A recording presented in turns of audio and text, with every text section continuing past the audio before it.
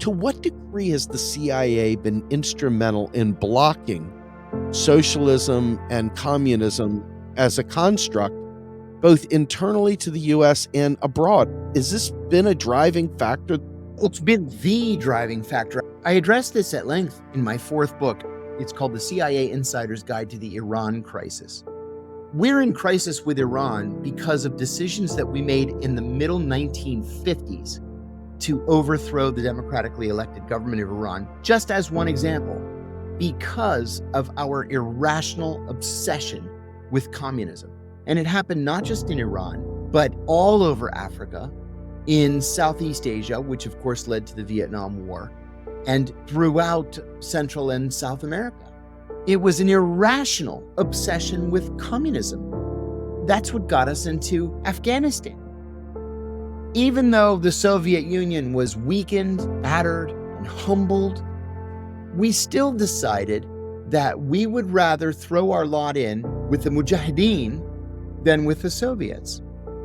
And you see where it got us. These are the pieces as I try to make sense of US history, and more importantly, global history, because there's so many interrelated things.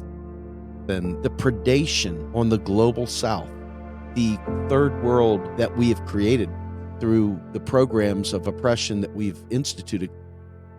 I often hear about how the CIA is sent in advance Oh, yeah. to destabilize the region, to make it ripe for these moments.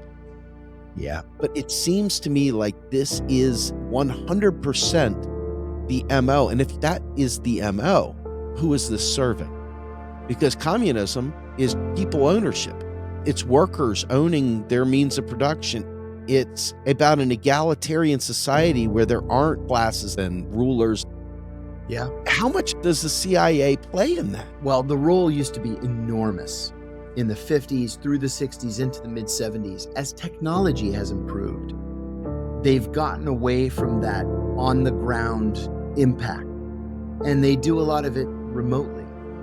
A lot of it still happens, but thanks to Matt Taibbi and the Twitter files, we're seeing now that a lot of it was done through Twitter.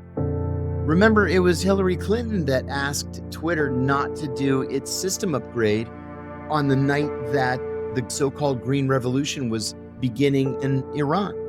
So the CIA is still in up to its neck. It's just not necessarily on the ground. The last time I can think of where there was a significant CIA presence physically on the ground is in the 6 weeks after the 9/11 attacks, where we helicoptered a dozen or so people in. They met up with the Northern Alliance, which provided horses.